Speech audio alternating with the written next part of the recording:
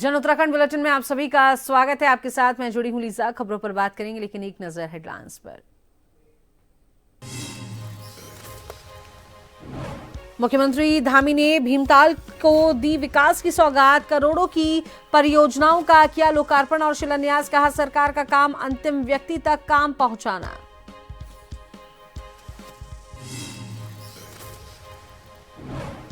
उत्तराखंड में बीजेपी ने 5 संगठनात्मक जिलों के मोर्चा किए अध्यक्ष नियुक्त। विनायक नौटियाल को देहरादून ग्रामीण की दी जिम्मेदारी। महेंद्र भट्ट ने की घोषणा।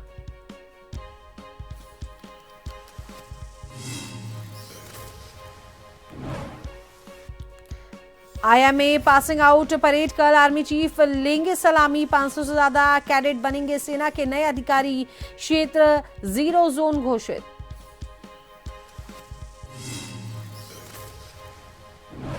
उत्तराखंड हाईकोर्ट का बड़ा फैसला। वन विभाग के 2000 आउटसोर्स कर्मचारियों की सेवाएं बहाल। न्यायालय ने विभागीय फैसले पर लगाई थी अंतरिम रोक।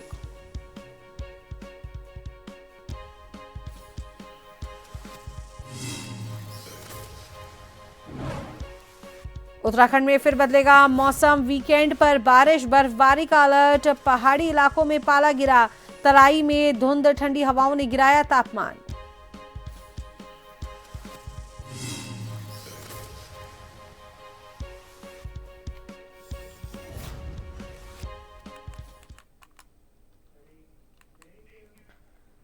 मुख्यमंत्री पुष्कर सिंह धामी ने लेटीपुंगा मैदान, ग्राम पंचायत शशबनी, नैनीताल में आयोजित कार्यक्रम में प्रतिभाग करते हुए 112 करोड़ 34 लाख रुपए की कुल 17 विकास योजनाओं का लोकार्पण और शिलान्यास उन्होंने किया। इस दौरान मुख्यमंत्री ने कार्यक्रम स्थल पर महिला स्वयं सहायता समूहों एवं विभागों द्वारा लगाए गए स्टॉलों का भी निरीक्षण कर महिला उत्पादों की सराहना की। मुख्यमंत्री ने घोषणा की कि भीमताल क्षेत्र के कई गांव भीड़ापानी, नाई, डालकन्या, देवनगर, सिलौटी, सुंदरखाल में मिनी स्टेडियम का निर्माण किया जाएगा। ओखलकांडा के करायल बैंड, टकुरा वन, चौकी रोड का डामरीकरण किया जाएगा। भीमताल बाईपास नहर कवरिंग का शेष कार्य पूर्ण कराया जाएगा। भीमताल में नई पार्किंग और नया रोडवेज बस स्टेशन स्थापित होगा। भीमताल नगर में अग्निशमन केंद्र खोला जाएगा। तो वहीं नौकू, चियाताल, खड़की, खरौला रोड का मिलान किया जाएगा। कसिया लेख, काफली, पदी कनाला रोड का डामरीकरण किया जाएगा। बडोन, सिमलिया, सान्नी मोटर मार्ग का मिलान किया जाएगा।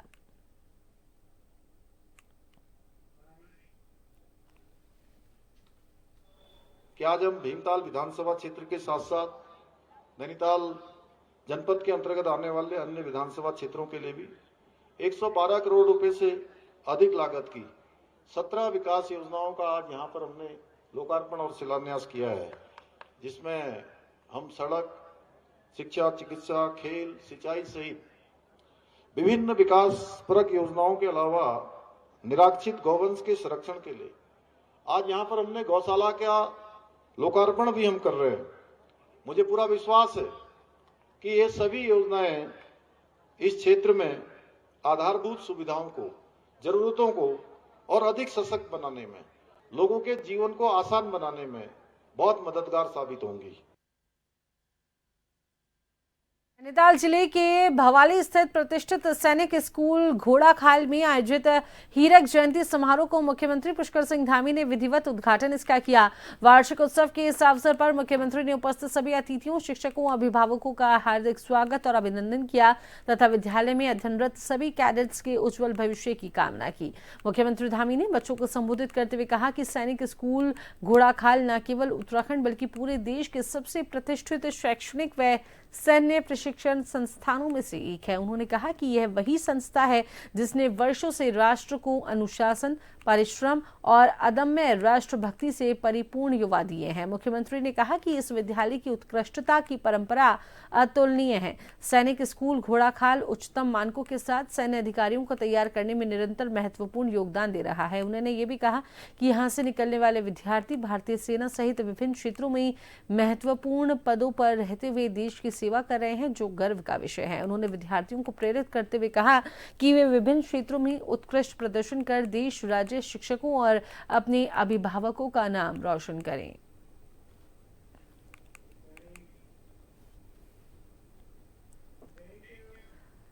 मुख्यमंत्री पुष्कर सिंह धामी ने रुद्रपुर के स्थानीय होटल में आयोजित कुमाऊं उदय सम्मान समारोह में बतौर मुख्य अतिथि प्रतिभाग किया। मुख्यमंत्री ने विभिन्न क्षेत्रों में उत्कृष्ट कार्य करने वाले प्रतिष्ठित व्यक्तियों को सम्मानित किया। मुख्यमंत्री ने सम्मान समारोह में सम्मानित हुए व्यक्तियों को बधाई और शुभकामनाएं भी दी।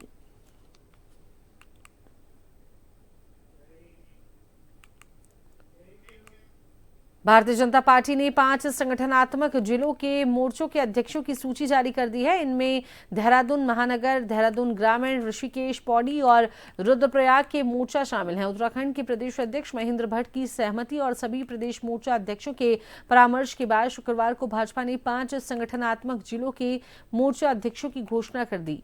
ये नियुक्ति पत्र संबंधित जिला अध्यक्षों द्वारा जारी किए गए। देहरादून ग्रामीण, देहरादून महानगर, ऋषिकेश, पौड़ी और रुद्रप्रयाग में युवा, महिला, किसान, अन्य पिछड़ा वर्ग, अनुसूचित जाति, अनुसूचित जनजाति और अल्पसंख्यक मोर्चा में नए नेतृत्व को जिम्मेदारी सौंपी गई है।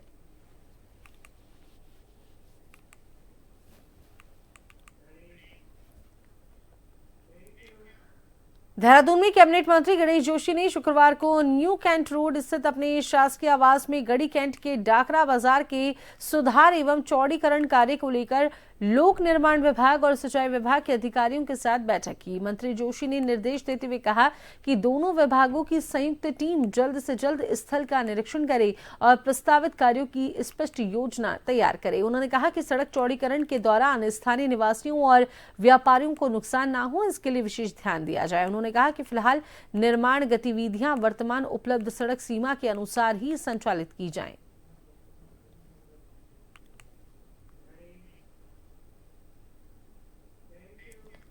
जिला शिक्षा एवं प्रशिक्षण संस्थान लोहाघाट में तैनात 21 प्रवक्ता और कर्मियों को अक्टूबर माह से अब तक वेतन नहीं मिला है और लगातार 2 महीनों से वेतन न मिलने के कारण कर्मचारियों पर आर्थिक संकट गहरा रहा है। परेशान कर्मचारियों ने संस्थान परिसर में प्रदर्शन कर सरकार से तत्काल वेतन भुगतान करने की मांग की है। कर्मचारियों ने बताया कि प्रदेश भर के 13 डाइटों में 350 से अधिक प्रवक्ता एवं कर्मियों को अक्टूबर से वेतन नहीं मिला है।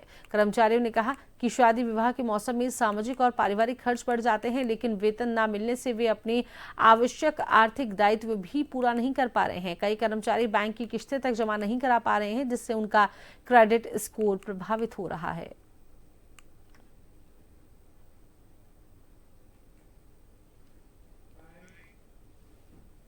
माह अक्टूबर से हमारा वेतन आहरित नहीं हुआ है और किससे पूछे जवाबदेही किसकी है, शासन स्तर से नहीं है या विभाग से नहीं है, यह हमें पूर्ण रूप से जानकारी नहीं है।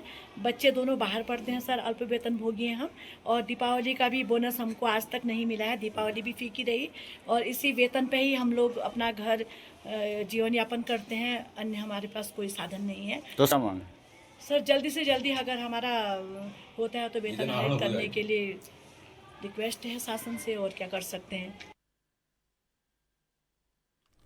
लोहाघाट जिले में स्वास्थ्य सुविधाओं को सुदृढ़ करने के लिए 45 लाख रुपए की लागत से बन रही बेसिक हेल्थ यूनिट लैब के निर्माण स्थल का शुक्रवार को जिलाधिकारी मनीष कुमार ने औचक निरीक्षण किया। निरीक्षण के दौरान उन्होंने कार्यदायी संस्था उत्तराखंड पेयजल निर्माण इकाई के अधिकारियों से निर्माण कार्य की प्रगति और गुणवत्ता की जानकारी ली।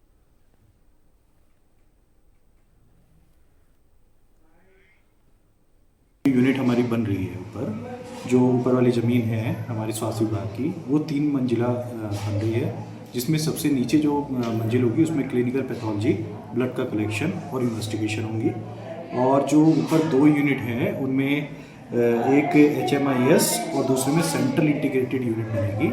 तो इसमें पब्लिक को बहुत लाभ मिलेगा। जो बड़ी बड़ी जाँचें हैं जो यहाँ से भेजने के बाद चंदन में भी नहीं हो पा रही हैं, वो जाँचें हमारी आसानी से कम टाइम में हमें उपलब्ध हो जाएंगी। रुड़की के भगवानपुर कस्बा क्षेत्र में मोबाइल व्यापारी भूरा पर अज्ञात बदमाशों ने जानलेवा हमला कर दिया। दुकान बंद कर घर लौट रहे भूरा से बदमाशों ने बैग छीना और गंभीर रूप से उसे घायल कर मौके से फरार हो गए। घायल को स्थानीय अस्पताल ले जाया गया, जहां से उसे हालत गंभीर होने पर महंत इंद्रेश अस्पताल रेफर कर दिया गया। आसपास के लोगों ने बताया कि उन्हें गोली जैसी आवाज सुनाई दी, लेकिन गोली चलने की पुष्टि अभी तक नहीं हो सकी है और मामला जांच के दायरे में है।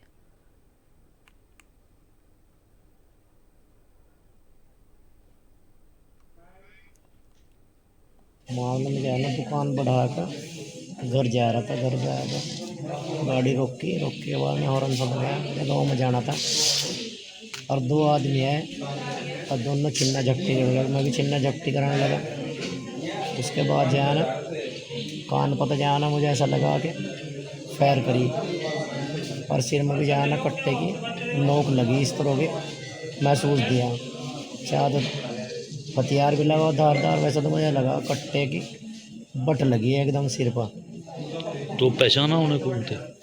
पहचान तो मैं लूँगा अगर दिख जाना, वैसा तो आदमी को कन्फर्म नहीं होता। नकाब पोश थे क्या? ना मुँह को कपड़ा ही नहीं ढक रखा था। अच्छा, तो कहाँ से हुआ यह हादसा? बिल्कुल घर से जा, मेरे दरवाजा आना जो बिल्कुल गेट, मेरा बेटा भी निकल गया था बाहर को, मैं जरा सिर बाहर अंदर को करने लगा और फिर पीछे कर रहा एकदम चिन्ना झपटी करने लगा। कानपुर वाला जो घटनाक्रम, ये कल रात का घटनाक्रम है। कोई एक व्यक्ति जो मोबाइल शॉप चलाता है, उसका कहना है कि जब वो अपनी शॉप से घर को जा रहा था तो दो लोगों ने उस पर हमला किया और कुछ छीनने का प्रयास किया। क्योंकि पहले ये था कि उस पर फायर किया है, लेकिन मैं खुद भी हॉस्पिटल गया और उससे मुलाकात की है, तो ऐसा कोई न डॉक्टर ने बताया और वो भी इस बात की पुष्टि कर रहे हैं कि कोई फायर वाली बात नहीं थी, लेकिन उस पर हमला हुआ। बाकी सीसीटीवी फुटेज हमारे पास है। जो संदिग्ध या जो भी व्यक्ति उनसे रिलेटेड है, उनसे पूछताछ की जा रही है। FIR कल ही हमने दर्ज कर ली है। हाल ही में मुख्यमंत्री पुष्कर सिंह धामी की अध्यक्षता में उत्तराखंड की कैबिनेट बैठक हुई, जिसमें कई महत्वपूर्ण निर्णय लिए गए और बैठक में राज्य में स्पेशल टाउनशिप विकसित कर नियोजित विकास के लिए उत्तराखंड टाउन प्लानिंग स्कीम में संशोधन को मंजूरी मिली। यानी कि शहरी योजनाओं और नए नियोजित शहर टाउनशिप विकसित करने के लिए कैबिनेट ने मंजूरी दे दी। वहीं प्रदेश प्रवक्ता मथुरा दत्त जोशी ने इस फैसले को स्वागत योग्य बताया और कहा कि जगह जगह अर्बनाइजेशन हो रहा है, गांव शहर में बदल रहे हैं, जगह जगह नहर पंचायत और नगर पालिका बनाया गया है। सरकार के इस निर्णय से पहाड़ों पर विकास होगा, जिससे पलायन को रोकने में मदद मिलेगी।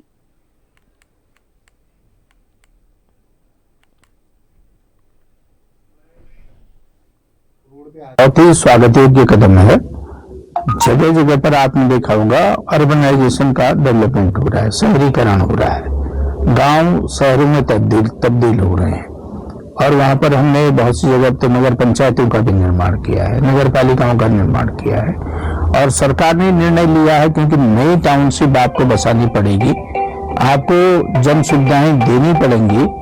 अगर आप जन सुविधाएं दोगे तो निश्चित रूप से उससे पलायन भी रुकेगा और लोगों की आवाजाही भी बढ़ेगी, और ये स्वागत योग्य कदम है। और मैं समझता हूं कि ये निर्णय तो पहले सरकार ने लेना चाहिए था। खैर ठीक समय पर निर्णय लिया है और निश्चित रूप से जो हमारे गांव विकसित गांव हैं उन पर अगर हम शहरीकरण की दिशा में जो शहरों में सुविधाएं होती हैं, सीवर की, पानी की, बिजली की, रोड कनेक्टिविटी की सुविधाएं होती है, अगर उन सुविधाओं को देंगे तो निश्चित रूप से हमें टाउनशिप डेवलप करने में आसानी होगी। उत्तराखंड में मानव वन्यजीव संघर्ष तेजी से बढ़ रहा है। खासकर तेंदुए और भालू के हमलों से लोगों की जान माल का खतरा है, तो वहीं आए दिन प्रदेश के पहाड़ी इलाके में गुलदार और भालू के हमले की घटना सामने आती है, जिसको लेकर वन मंत्री सुबोध उनियाल ने कहा कि ग्लोबल वार्मिंग और इस साल अत्यधिक बारिश होने के कारण जानवरों के स्वभाव में बदलाव और उग्रता देखने को मिल रही है, जिसके कारण से लोगों को परेशानियों का सामना करना पड़ रहा है। जहां पहाड़ों पर स्कूल जाने वाले बच्चों को जंगली जानवरों से बचाने के लिए उन्हें एस्कॉर्ट देने जैसे कदम उठाए जा रहे हैं, तो वहीं सरकार ने मुआवजे की राशि और वन विभाग को निगरानी बढ़ाने के निर्देश दिए हैं ताकि इस गंभीर समस्या से निपटा जा सके।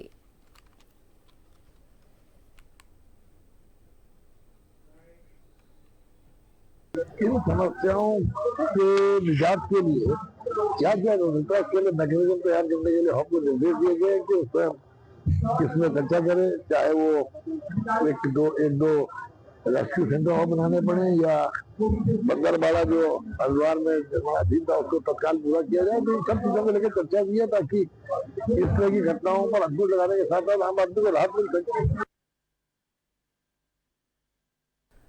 रुड़की के भगवानपुर क्षेत्र में बिजली चोरी के खिलाफ एक बड़ा अभियान चलाया गया है। विद्युत वितरण खंड भगवानपुर के क्षेत्रांतर्गत 4 प्रमुख गांवों में विभाग और पुलिस बल ने संयुक्त रूप से सघन चेकिंग की, जिसमें भारी संख्या में बिजली चोरी के मामले पकड़े गए हैं। आज विद्युत वितरण खंड भगवानपुर के कार्यक्षेत्र, जिसमें ग्राम पोहाना, ननहेड़ा, अनंतपुर, सरठेड़ी, शाहजहांपुर एवं खेलपुर शामिल हैं। वहीं एक बड़ी कार्रवाई की गई। विभागीय प्रवर्तन दल भगवानपुर थाने और पीएसी की टीम के साथ इस अभियान को अंजाम दिया गया। इस कार्रवाई से क्षेत्र में बिजली चोरों के बीच हड़कंप मच गया है।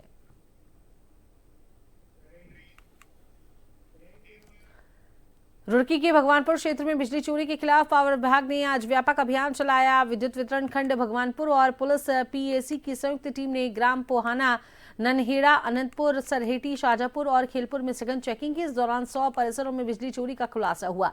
अभियान का नेतृत्व देहरादून विद्युत सतर्कता इकाई की अधिशासी अभियंता अकरुण कांत ने किया। इनके साथ विद्युत वितरण खंड भगवानपुर के अधिशासी अभियंता आशुतोष तिवारी, उपखंड अधिकारी अजीत कुमार राणा सहित विभाग के अन्य अधिकारी मौजूद रहे। टीम ने सभी 100 परिसरों की वीडियोग्राफी कर वैकल्पिक रिपोर्ट तैयार कर ली है। अधिशासी अभियंता आशुतोष तिवारी ने बताया कि सभी मामलों में बिजली चोरी का सामान जब्त कर लिया गया है और विद्युत अधिनियम 2003 की धारा 135 के तहत संबंधित थानों में एफआईआर दर्ज कराने की प्रक्रिया जारी है।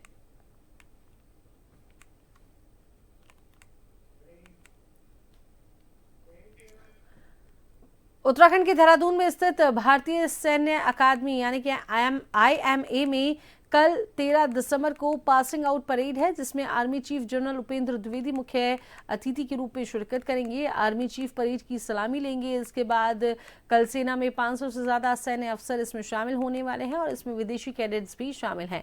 IMA के अनुसार सभी के पेरेंट्स को इन्विटेशन भेजा जा चुका है, जिनमें से कुछ के पेरेंट्स अकादमी पहुंच चुके हैं। देहरादून में ट्रैफिक डायवर्जन लागू कर दिया गया है, जो कल देर शाम तक लागू रहेगा। IMA के आसपास वाले इलाके को 0 जोन घोषित किया गया है और कल IMA की ओर से आम यातायात पूरी तरह से प्रतिबंधित रहेगा और IMA की तरफ से अभी तक कैडेट्स के बारे में सुरक्षा कारणों के चलते कोई जानकारी नहीं दी गई है। कल ही सारी जानकारी दी जाएगी।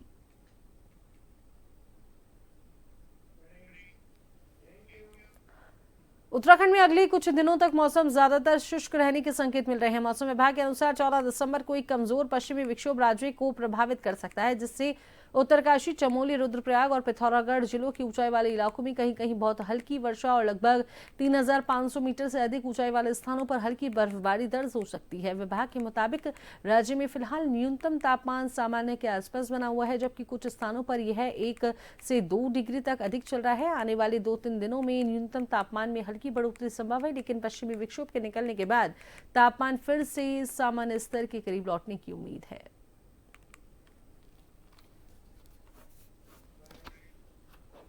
अगले 5-7 दिन उत्तराखंड में ज़्यादातर स्थानों पे मौसम शुष्क रहने की संभावना है। 14 तारीख को एक फीबल वेस्टर्न डिस्टर्बेंस उत्तराखंड को प्रभावित कर सकता है, जिसके कारण उत्तराखंड के ऊंचाई वाले क्षेत्र जो उत्तरकाशी, चमोली, रुद्रप्रयाग, पिथौरागढ़ डिस्ट्रिक्ट में वहाँ कहीं कहीं बहुत हल्की से हल्की वर्षा और 3500 मीटर से अधिक ऊंचाई वाले क्षेत्रों में बर्फबारी मिलने की संभावना है। बाकी जो ज़्यादातर स्थानों पर अगले 5 से 7 दिन मौसम शुष्क रहने की संभावना है। तापमान की बात करें तो जो न्यूनतम तापमान है वो अभी उत्तराखंड में सामान्य के आसपास चल रहा है, कहीं कहीं 1-2 डिग्री ऊपर मिनिमम टेम्परेचर चल रहा है। जन उत्तराखंड बुलेटिन में इतना ही। बने रहिए एजन टीवी के साथ। नमस्कार।